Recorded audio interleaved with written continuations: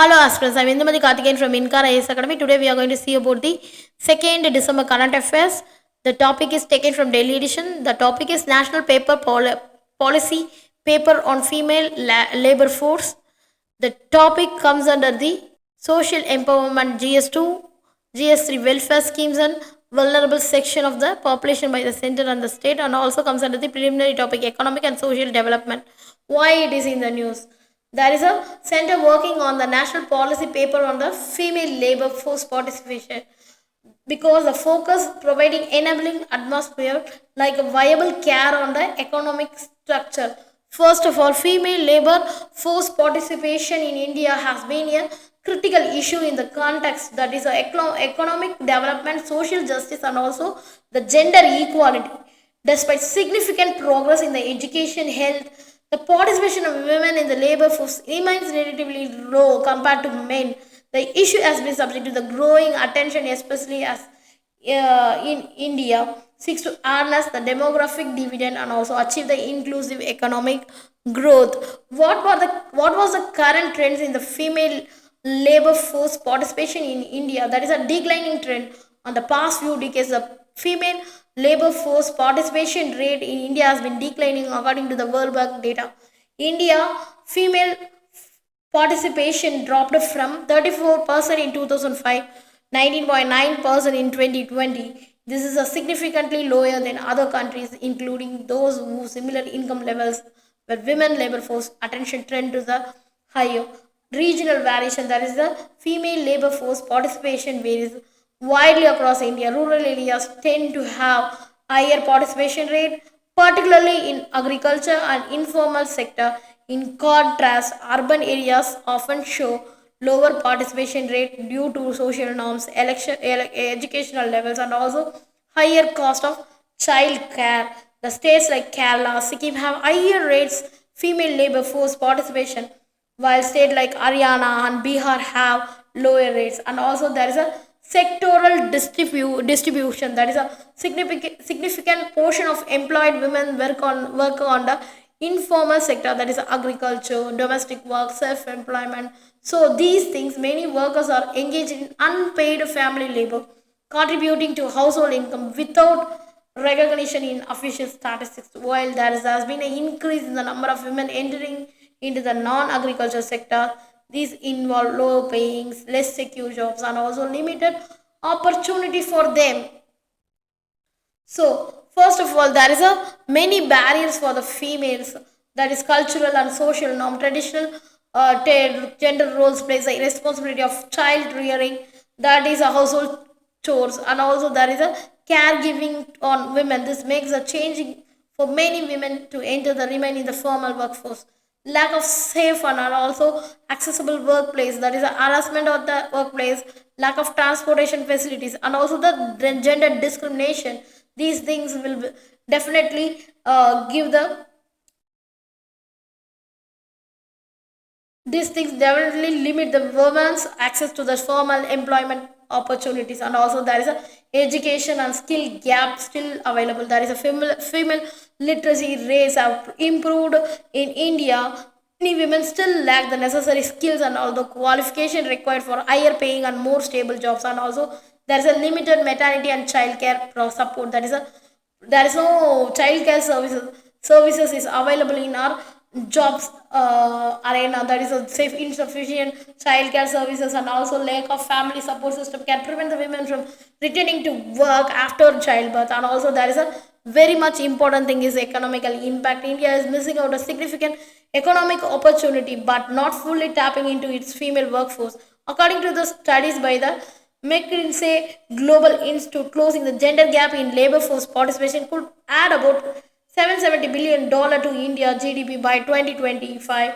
A rise of female labor force participation is also linked to the greater economic productivity, poverty reduction, and also improve the living standard of the families and also females.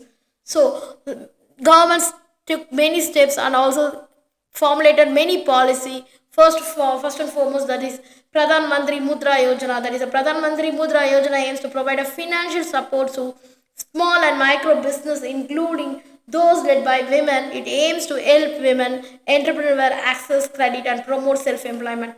Beti Bachao, Beti Padhao scheme, that is a program focused on improving status of women by promoting education, reducing the gender-based discrimination by improving the education and skills of girls. This initiative hopes to increase women's participation in the workforce in the future.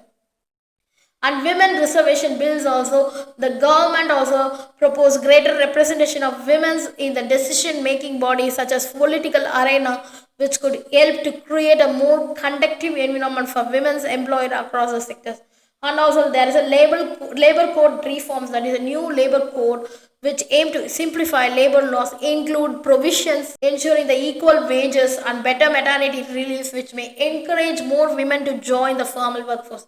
And fifth one, the national policy for skill development. This is a increasing focus on the skill development for women, especially in areas like digital literacy, handicrafts, and other vocational skills that can enhance employability. And also there is a workplace safety and security, the Sexual Harassment Act, that women's at workplace, that is a prevention, prohibition, and also redressal act 2030, had made the mandatory for companies to establish committees and to provide safe working environment, which is essential for increase female participation in the workplace. And also there is a working hours flexibility, some private and public companies adopting flexible work hours and remove remote working options, which could help women balance family and also the professional responsibility. But whatever the things happening, there is a many challenge, that is a cultural resistance is a one of the major challenge in India, that is a social cultural norms around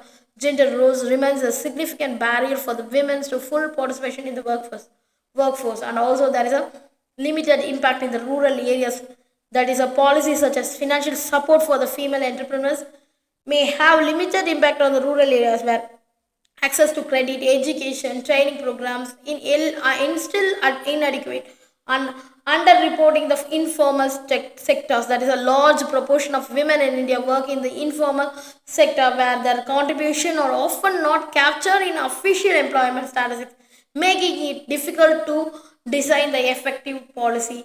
What is a way forward for these things? The enhancing the education and skill development among the women's in modern jobs, especially in technology, healthcare, manufacturing services.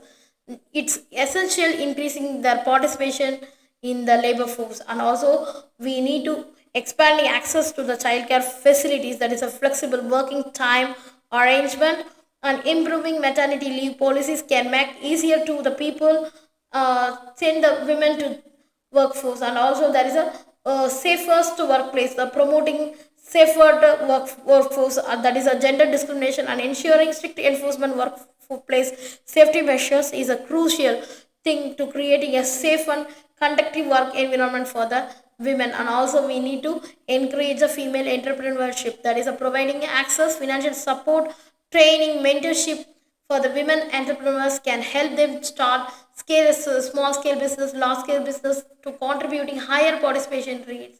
And fostering the gender sensitive policy, that is a policy will increase the female participation should gender sensitive, addressing both the unique barriers faced by women and also promoting the gender equality in the workplace. And also we need to collect the comprehensive data, that is a policy aimed at increasing female participation. We need to analyze the data will help the better understanding the gap and designing the targeted interventions. So way forward, that is finally we conclude that increasing female labor force participation in India for the country's economic growth and social development, which challenge remain.